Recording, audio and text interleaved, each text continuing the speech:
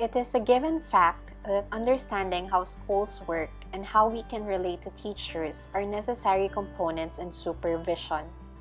However, there are certain set of skills that are equally important in accomplishing the many tasks of supervision.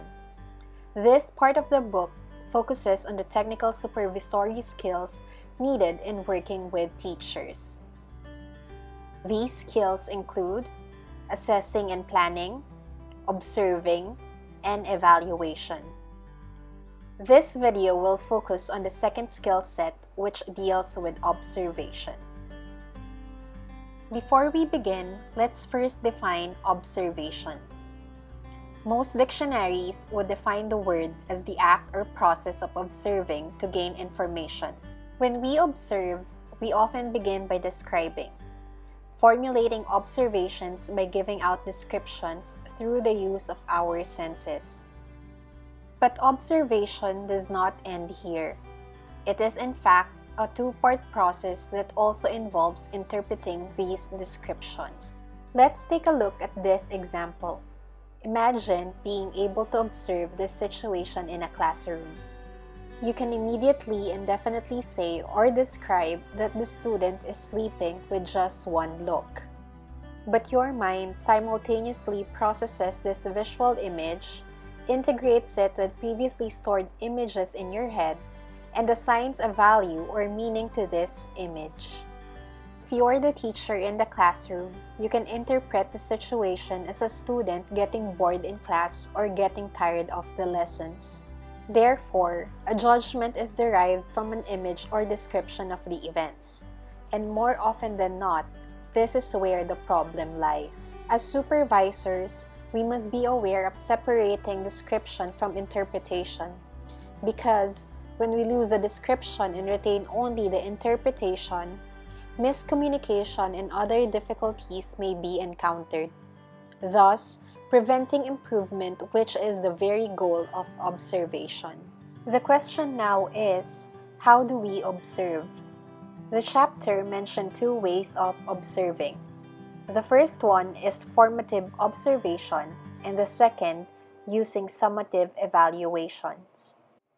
In this video, we are going to look into formative observation instruments. Formative observation instruments are instruments used to describe what is occurring in a classroom as means for professional growth and instructional development.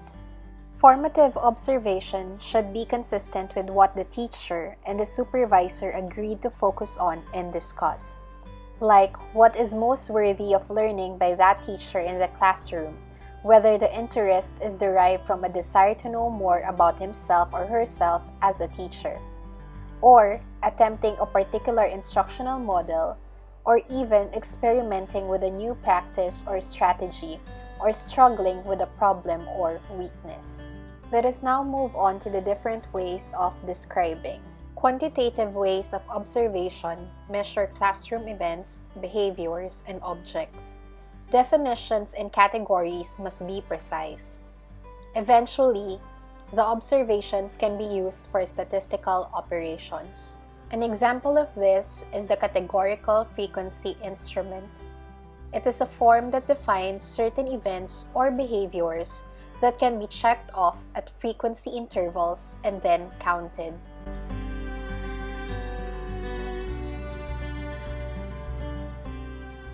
Another example is the performance indicator instrument. It records whether actions listed on the observation instrument have been observed. It may also include space for the observer to add supplemental notes concerning the presence or the absence of the action. It is important to note, however, that performance indicators used for observation purposes should not imply an absolute standard. The fact that a teacher does not perform all of the activities listed on the observation instrument may or may not be a cause of concern. Only after the supervisor and the teacher have discussed the circumstances surrounding the teacher's instructional procedures can they be properly interpreted. Lastly, we have visual diagramming. It is a way to portray what is occurring in a classroom. After diagramming the occurrence, the supervisor and the teacher can view the picture and then analyze the events. Examples include video recording or charting with the use of visual elements such as lines, arrows, or symbols. When the observer goes into the classroom with a general focus or no focus at all and records events as they occur, it is a qualitative form of observation. The events are not made to fit into specific categories, nor are they measured. Only after the recording of events does the observer rearrange his or her observations into themes. This way of observing does not use an instrument, but simply records classroom life. One example of this is the use of verbatim notes, sometimes called scripts. These are records of all verbal interactions taking place in the classroom.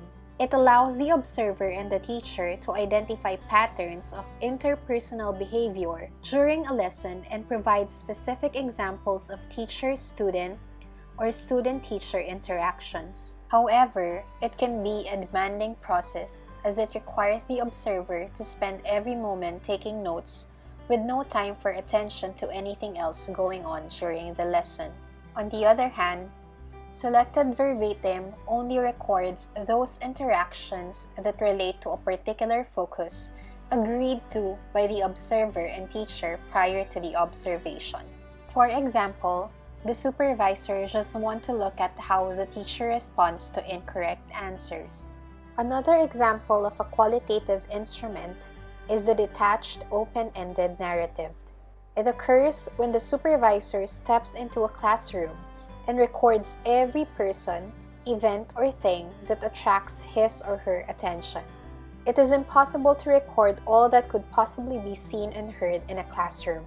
The observer must then constantly scan the entire classroom and decide what is significant. Next, participant open-ended observations occur when the supervisor becomes a functioning part of the classroom.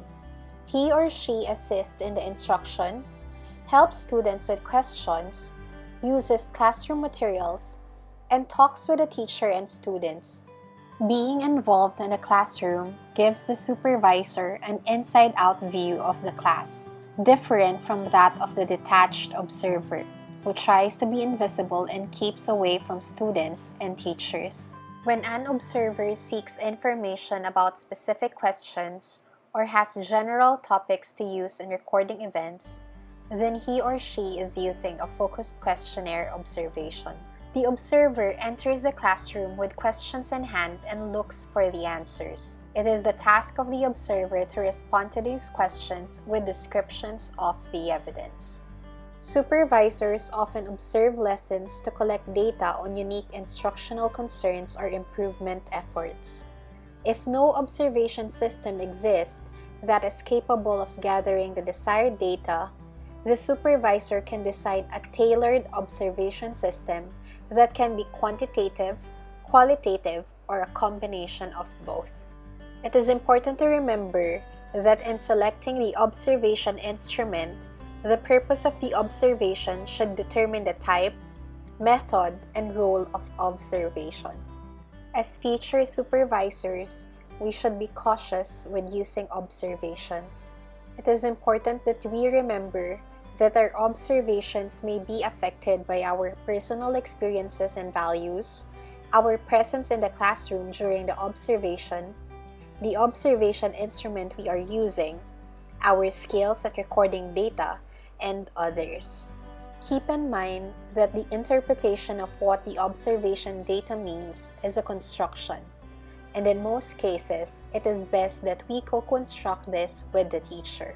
Remember, if the goal of supervision is to enhance teachers' thought and commitment about improving classroom and school practice, observation should be used as a base of information to create an instructional dialogue between supervisor and the teacher. According to Glickman and Jones in 1986, providing interpretations and evaluative statements first ushers in defensiveness, combativeness, or resentment in the teacher, and also stifles the discussion.